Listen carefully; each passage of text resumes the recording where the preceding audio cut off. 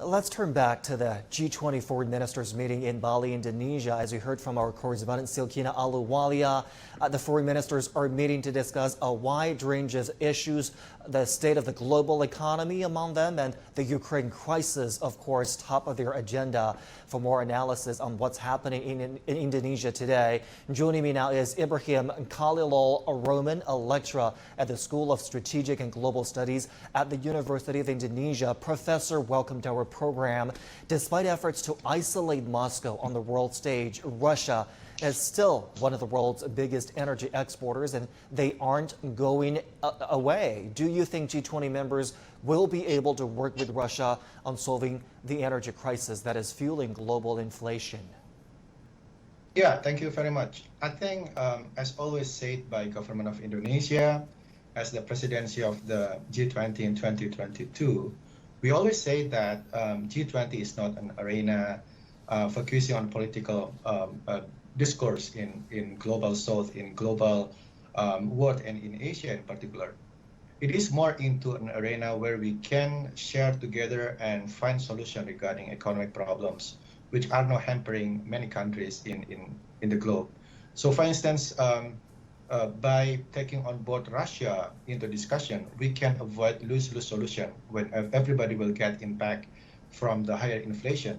So when we're talking about higher inflation in the United States and also in European Union, don't forget that Russia itself is also experiencing very high inflation during the last couple of months due to sanction, due to limitation of goods and products available in the country. So it's true that energy inflation has been contributing to about 34% in OECD economies, but also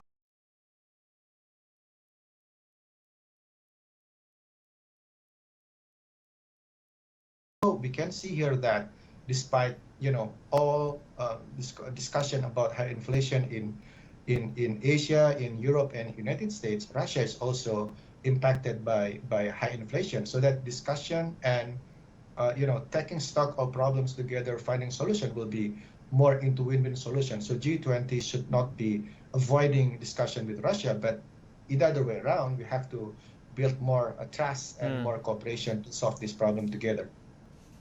Professor, the global food crisis, some would say, is another adverse outcome that stemmed from the crisis in Ukraine. And that's something else G20 diplomats are expected to also address in Bali.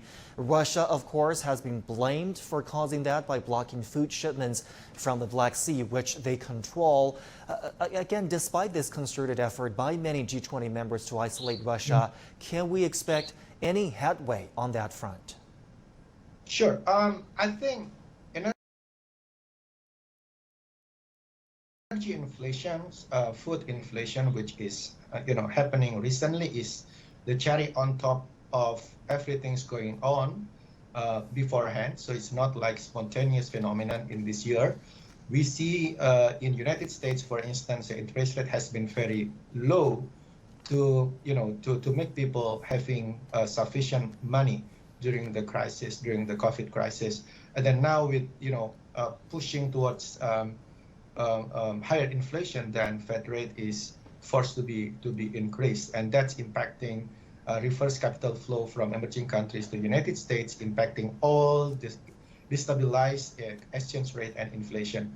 So while true that energy crisis and Russia is probably playing an important role in the bottleneck of supply chain, in bottleneck of product distribution across the globe, don't forget that it is actually a phenomenon starting from many periods beforehand, so that the accumulative impact of the whole situation has been worsening pretty much everywhere, including Indonesia, Asia, and many other countries.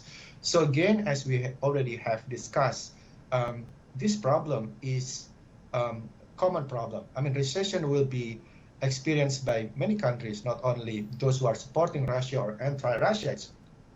Recession is already cracking the door, and for that we need to collaborate. Yeah, we need to open up discussion and trying to solve the problem that really needs to address in this current situation.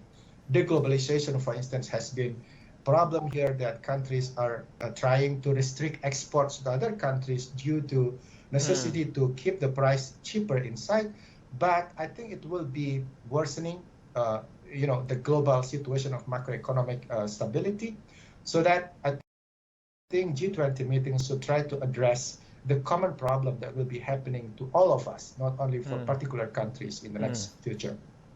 Professor Roman, we appreciate your analysis. Thank you so much for making time for us today.